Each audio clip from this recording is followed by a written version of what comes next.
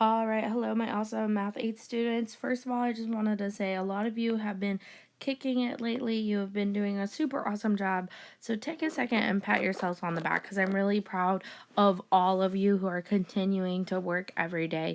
It makes me smile, and I just want to let you guys know that I miss you and you guys are doing such a great job. All right, so next thing, we are moving on. So last week we did volume of a cylinder. This week we're doing volume of a cone. So make sure as you're watching this video, you write down the correct title, first name, last name, date, period, like always. And then as we are going through this video, you're going to be copying down the formula we need, the steps, and you're going to be going over these examples with me, okay? This template will also be posted with the Edpuzzle, so if you ever need to reference it and make sure you're setting up your page correctly, it will be posted as a PDF with the Edpuzzle. Alright, here are the notes I'm going to be going over during this Edpuzzle. If you ever need to reference these at any time, they are also going to be posted with the Edpuzzle. So we have our formula you can reference and the steps we are going to be going over during this Edpuzzle. So you have those available as well. Also, if you could print these notes, that would be great. So you could write directly onto the paper, but if not, that's okay. That's why I show you how to set up the template in your math notebook. So either way works, all right?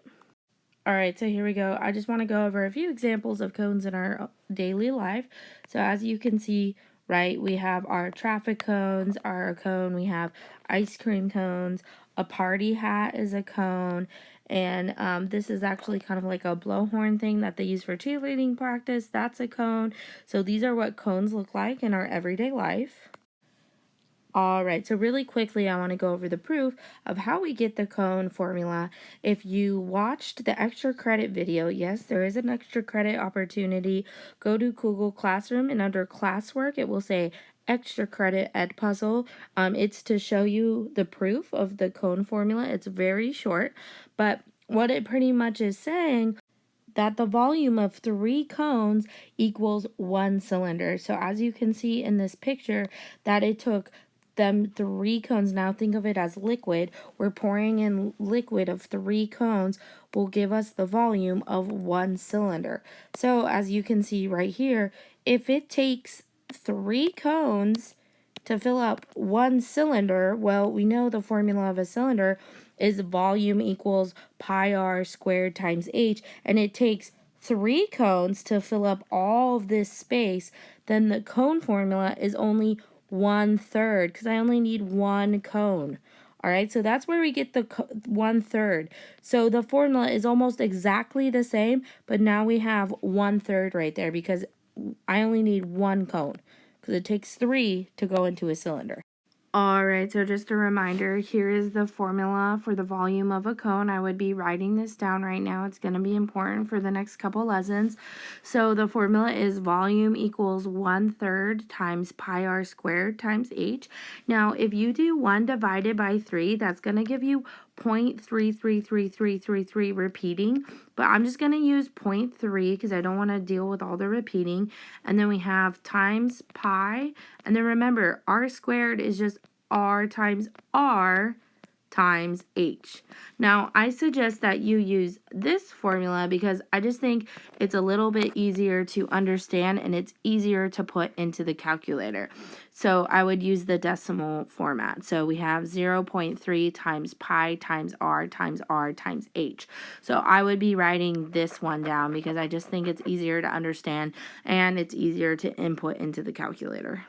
All right, now I'm going to go over a few examples with you, and then you're going to try a few on your own. Now, if you can see that the steps for the volume of a cone are the same steps as a volume of a cylinder, but remember, we're just using a different formula. It's literally the difference is just the formula, and the main difference is just that 1/3.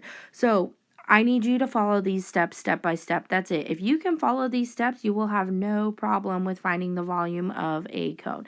So here we go. Step 1, write the formula. All right, so there's our formula, which is volume equals 0.3 times pi times r times h. So we did step 1. And then step 2, we need to identify the radius and the height. Well, remember the radius is from the edge of the circle to the center, so that's going to be 5. And then our height is from the top to the bottom, which is going to be 15. So step 2 is done. Let's go to step 3, which says substitute the values into the formula. So as you can see, I have the formula set up, but I took out the letters because those are just placeholders. Remember, the letters are just placeholders. And now I'm going to put in the actual values. So instead of r, I'm going to put in 5 because that's what we said. The radius is 5. And instead of h for height, I'm going to put 15 because we said the value of h is 15. So step 3 is done. Now let's move on to step 4, which says apply the formula and multiply straight through. All right, the first thing I'm going to do is just multiply these three numbers, the given values. So what's 5 times 5 times 15? We'll just plug that directly into the calculator. That will give you 375 units cubed, because remember we multiplied it 3 times. And then we still have our pi and our 0.3 we have to multiply. Now let's multiply that all the way through. So we have 0.3 times pi times 375 units cubed, which will give us a total volume of 353.25 units cubed. So our final volume is 353.25 units cubed. So that much liquid will be able to go into this cone right here. So that's liquid. Now, some of you may be wondering, how did we go from 375 to 353? Well, remember the 0.3 represents 1/3. So we took away 1/3 of that, like you're chopping it into threes. So the number is going to get smaller. So don't be alarmed if the number gets smaller because we're chopping it into 3 different pieces. All right, let's look at example 2. So again, let's just go through those 5 steps. So step 1 is write down the formula. Okay, so step 1 is done. I wrote down the formula. Now let's look at step 2. Identify the radius and the height. So our height is right here, which is 12 centimeters. Be careful. They tried to trick you with that 13 centimeters, but make sure you're looking at the height, which is from top to bottom. So the 13 we don't even need. And then our radius is 5 centimeters. Okay, step 2 is done. Now we're going to substitute the values directly into the formula. So remember, what is the value of our radius? Well, that is going to be 5 centimeters. So I'm going to put 5 centimeters twice. And then what is the value of our height, which is 12 centimeters? So step 3 is done. Now let's look at step 4, which says apply the formula and multiply straight through. So if you go ahead and multiply, what's 5 times 5 times 12? That is going to give you the value of 300 centimeters cubed, because remember we multiply centimeters 3 times, so it's centimeters cubed. And then we still have the 0.3 left over and the pi. So last thing we need to do is what's 0.3 times pi times 300. That will give us the final answer of volume equals 282.6 centimeters cubed. Now remember, it gets smaller because we're chopping it into thirds. So, and also don't forget we need that centimeters cubed. Okay, let's look at number 3. I also apologize in advance if I'm going a little fast. I'm just trying to keep these videos short because I know it's a lot of content, but at the same time, when I'm introducing a new concept, the first video may be a little bit longer. So I apologize in advance. All right, so let's just go through those steps. So step 1, let's write the formula. Okay, so I wrote down the formula. Now I need to identify the radius and the height. Well, our radius is going to be 2 feet and our height is going to be 3 feet. Okay, now on to step 3, which is substitute the values directly into the formula. So instead of r's, I'm going to put 2 feet, and instead of the h, I'm going to put 3 feet. Okay, now let's multiply all the way through. So what's 2 feet times 2 feet times 3 feet? Well, that will give us 12 feet cubed. So we multiplied feet 3 times. And then let's bring down our 0.3 times pi. Well, let's multiply that into the calculator. What's 0.3 times pi times 12 feet cubed? That will give you the final answer of volume equals 11.304 feet cubed. Again, remember, it does get smaller because we're chopping it into thirds, which means we're putting it into 3 small pieces. So that's our final answer. So it's telling us that that much liquid can fit into this cone. All right, I decided to do one more with you guys, but it's going to be very quick. Okay, step 1, identify the formula. There's your formula right there.